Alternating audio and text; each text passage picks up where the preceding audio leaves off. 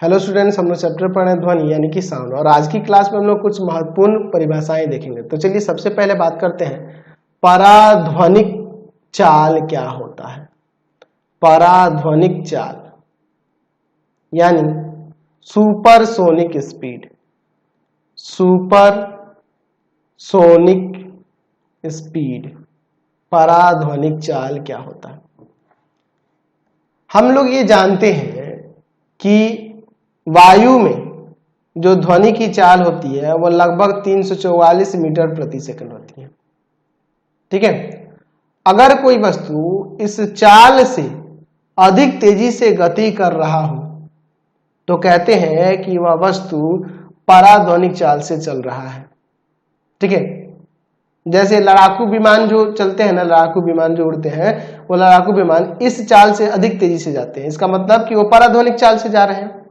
ठीक है, अच्छा, उनसे जो ध्वनि निकलता है जब वो चलेंगे तो जाहिर सी बात है उतना तेजी से चलेंगे, इससे अधिक चाल से चलेंगे तो ध्वनि उत्पन्न होगा। और जो ध्वनि उत्पन्न होता है वह बहुत ही तीक्ष्ण एवं प्रबल होता है। ठीक है, वो कानों के पास, आप कान के पास आपको पड़ेगा तो फटाक से कान बंद करोगे।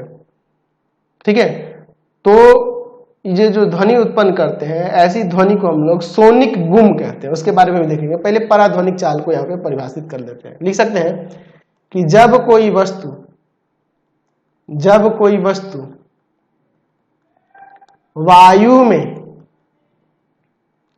ध्वनि की चाल से अधिक चाल से गतिमान हो तो उस वस्तु की चाल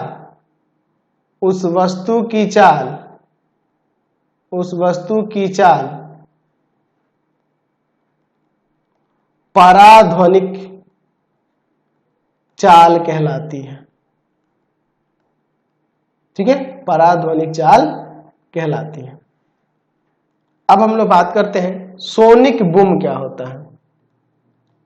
सोनिक बूम यानी सोनिक बूम, इंग्लिश में भी यही नाम से जानेंगे। सोनिक बूम क्या होता है, देखिए यहां पर लिख सकते हैं कि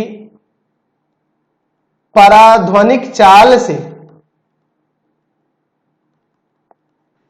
गतिमान वस्तुओं द्वारा उत्पन्न ध्वनि क्या होती है जी? तीक्ष्ण और प्रबल। तीक्ष्ण एवं प्रबल होती है, जिसे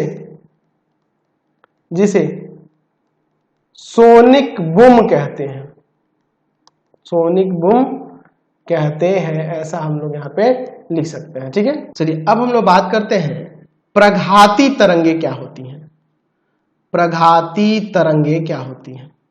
प्रघाती तरंगे यानी कि शॉक वेव्स। तो जब पराध्वनिक चाल से जब वस्तुएं गति करती हैं तो वहां पर जो तरंगे उत्पन्न होती हैं वो प्रघाती तरंगे कहलाती हैं। यहां पे लिख सकते हैं पराध्वनिक चाल के द्वारा उत्पन्न तरंगे प्रघाती तरंगे कहलाती हैं। प्रघाती तरंगे कहलाती हैं। प्रघाती तरंगें जो होती हैं इतनी अधिक ऊर्जा उसमें रहती है कि अगर आसपास में कोई खिड़की हो तो उसका शीशा चकनाचूर हो जाएगा। अच्छा, कभी कभी प्रघाती तरंगें इतनी खतरनाक होती हैं कि बिल्डिंग इमारत तक भी हिल जाता है, पूरा हिल जाता है, इमारत क्षतिग्रस्त हो जाती है, इतनी प्रबल होती है प्रघाती तरंगे। यानी कि नाम ही है प्रघात करने वाली तरंगे, है ना जी। चलिए अब हम लोग बात करते हैं श्रव्य परास के बारे में।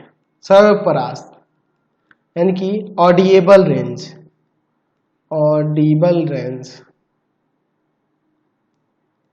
या फिर हम लोग इसे भी लिख सकते हैं श्रव्यता की सीमा, यानी कि सुनने की जो सीमा है उसकी बात हो रही है, यानी कि लिमिट्स ऑफ ऑडिबिलिटी, श्रव परास, सुनने की जो सीमा है उसके बारे में हम लोग बात करते हैं।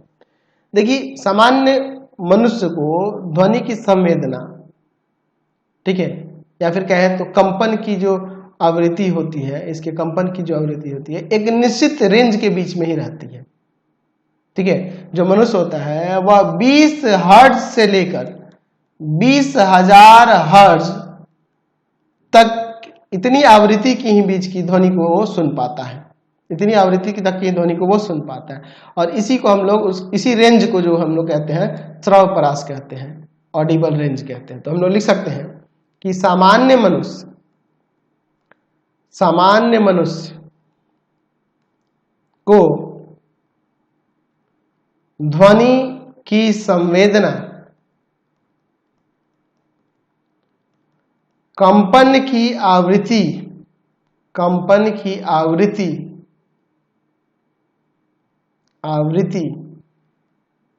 के एक निश्चित परास यानी कि रेंज के बीच ही होती है। यह परास, यह रेंज जो होता है, यह परास श्रव्य परास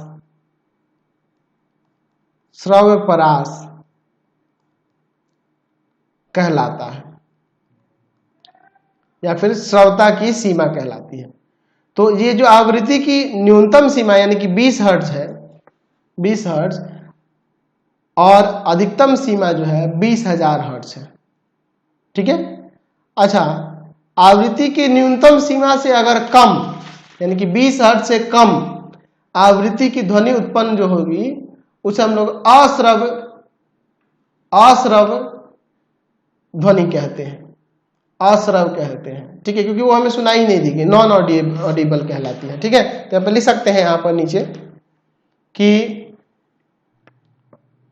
20 हर्ट्ज से कम आवृत्ति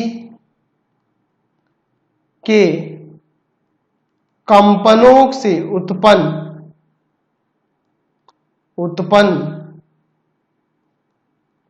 तरंगे अश्रव्य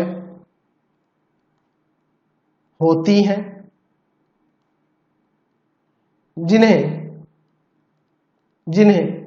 अवश्रव्य कहते हैं। अवश्रव्य यानी कि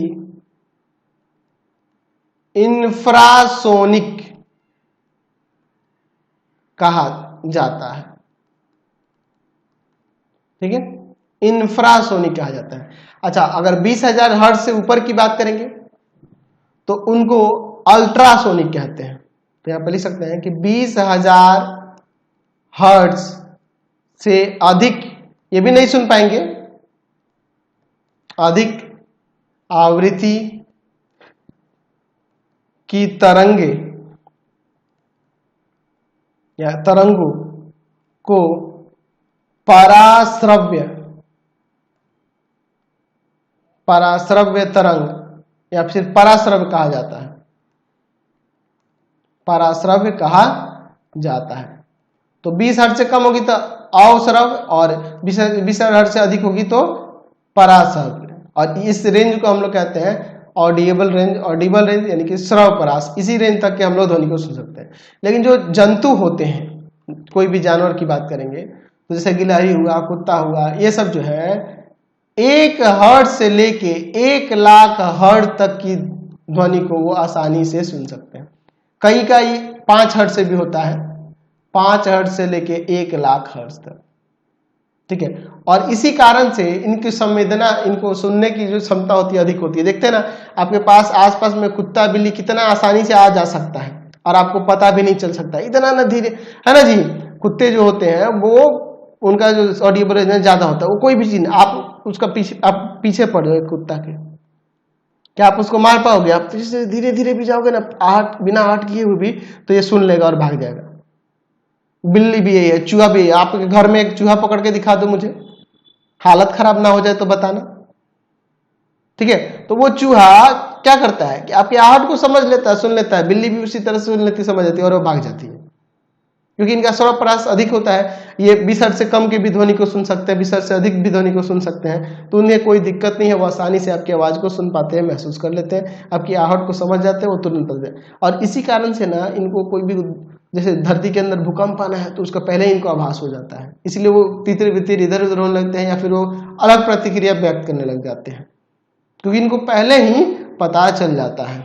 आज की क्लास में इतना ही रहने देते हैं। नेक्स्ट वीडियो में अगले टॉपिक पे चलेंगे। आपको हमारे 3 चैनलों को सब्सक्राइब करना होगा। पहला है path finder classes Chhapra, path finder classes Chhapra.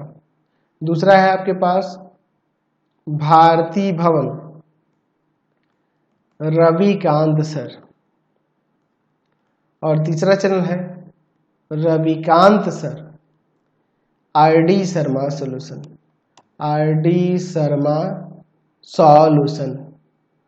तीनों चैनल को सब्सक्राइब कर लेंगे। इससे रिलेटेड वीडियो के लिए सीधे डिस्क्रिप्शन में, इससे रिलेटेड नोट्स के लिए गूगल पे जाकर सर्च करेंगे www.ravikantsir.in, और यहाँ जाकर आप सभी क्लासेस के नोट्स, उनके पीडीएफ को डाउनलोड कर सकते हैं, पढ़ सकते हैं। इंस्टाग्राम और फेसबुक पर जाके पाथ फाइंडर क्लासेस छपरा को लाइक एंड फॉलो करना नहीं भूलेंगे। Thanks for watching the video. Comment करके जरूर बताया करें कि हमारे चैनल के वीडियोज आप सभी को कैसे लगते हैं।